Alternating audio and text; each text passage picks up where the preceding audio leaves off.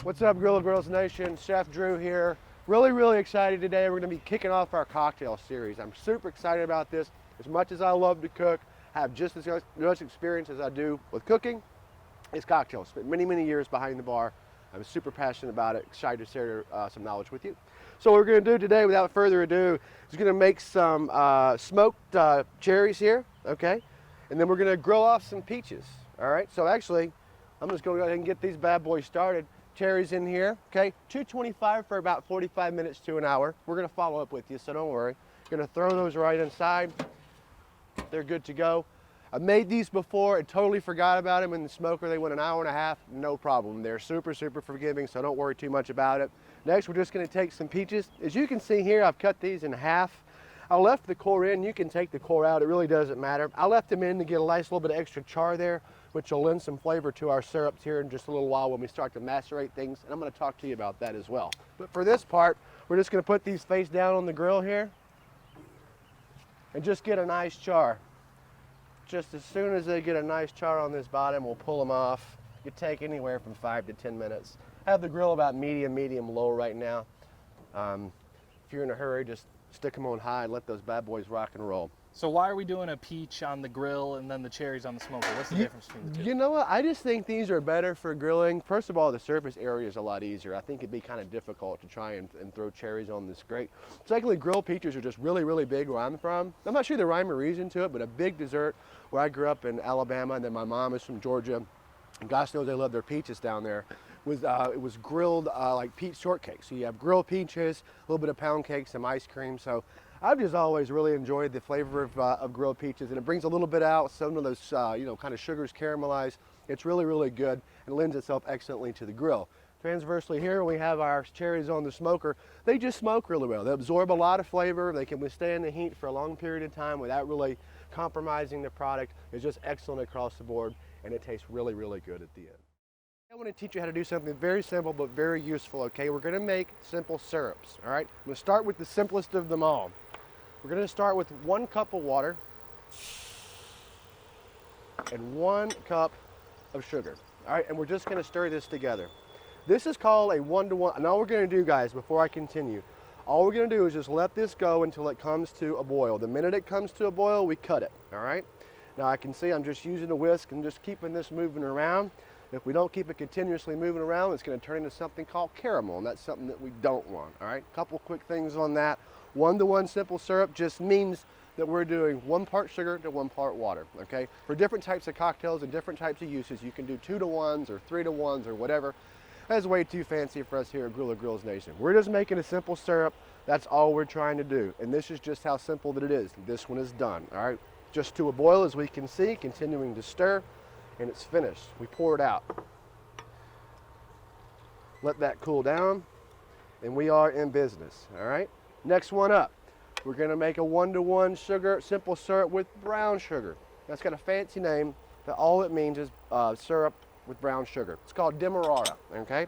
1 cup Demerara, 1 cup water, exact same application. We're just gonna get this a nice stir.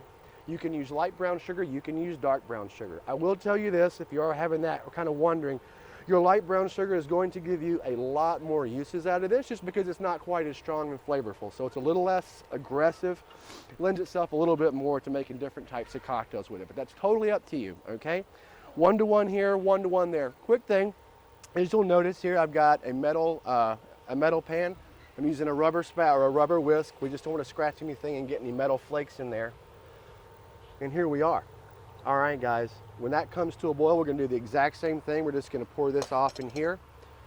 And I wanna talk to you real quick about what we're gonna do with this stuff, all right? We're not gonna be using this brown sugar one, our Demerara, in this part of the cocktail series coming up. I just wanna show you how that was made.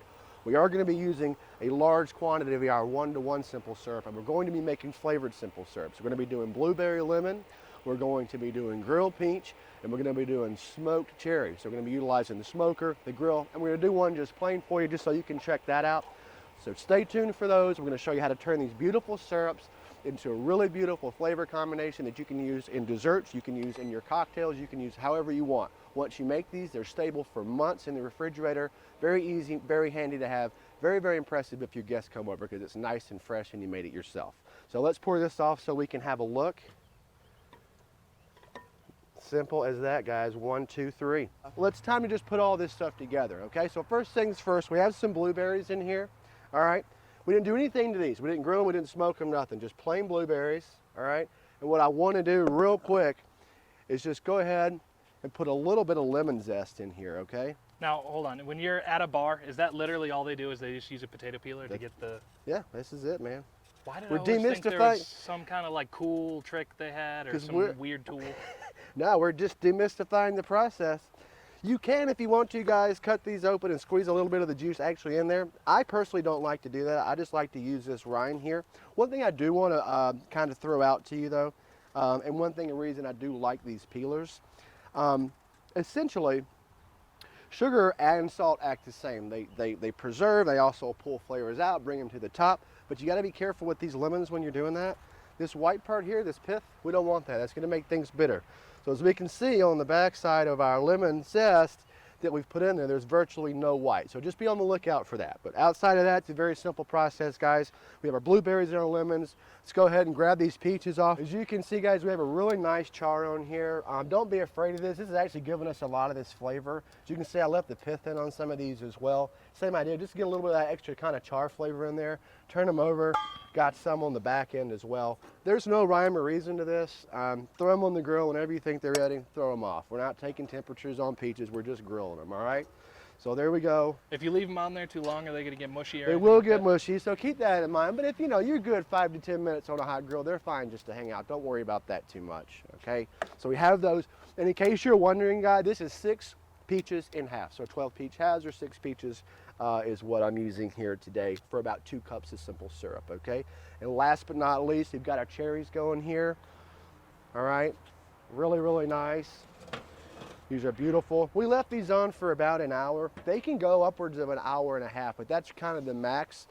Some recipes call for about 45 minutes. I'm gonna go ahead and suggest you use it at least for an hour, all right? These do still have the piths in them, just to keep that in mind. There's no reason to take them out for our purposes. However, if you are gonna use these later as a garnish or whatever you're going to do with them, you might want to consider taking those piths out. But that's totally, again, up to you, or at least warn your guests that they're in there, because that could be an unpleasant surprise. Let's go ahead and get these started, and I'm going to talk about a couple of cocktails, and then we're gonna shove off. All right. So I have about 2 cups of 1-to-1 simple syrup in here. This is just going to go directly over. This 1-to-1 syrup is still hot. It's very important that you pour this on hot, okay? Because that's really going to help with this process of pulling some of these flavors out. All right. Same again, about 2 cups worth. All right, there we are. And then over here, another 2 cups with our peaches. Let's go ahead and just kind of level these out. There we go. So, grilled peaches, 2 cups of 1-to-1 simple.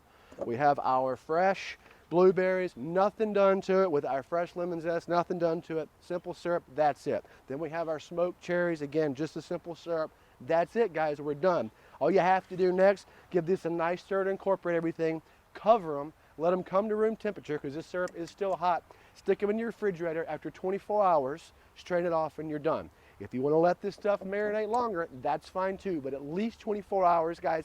And these syrups are stable for quite a while in your refrigerator as long as you keep them covered, a couple of months at least. So if you make a lot of this stuff ahead of time, you just want to use it all summer long, it stores perfectly great, all right? All right, guys, as always, if you have any questions, email me, chefdrew@grillagrills.com, whether it's any questions on this, ideas for cocktails to use with this, any questions on how to make the simple syrup when you're able to view that video as well, because we have that demonstrated for you. Anything at all, guys, hit me up. I'm around. I'm here for you. Until next time, everybody, cheers and on the smoke.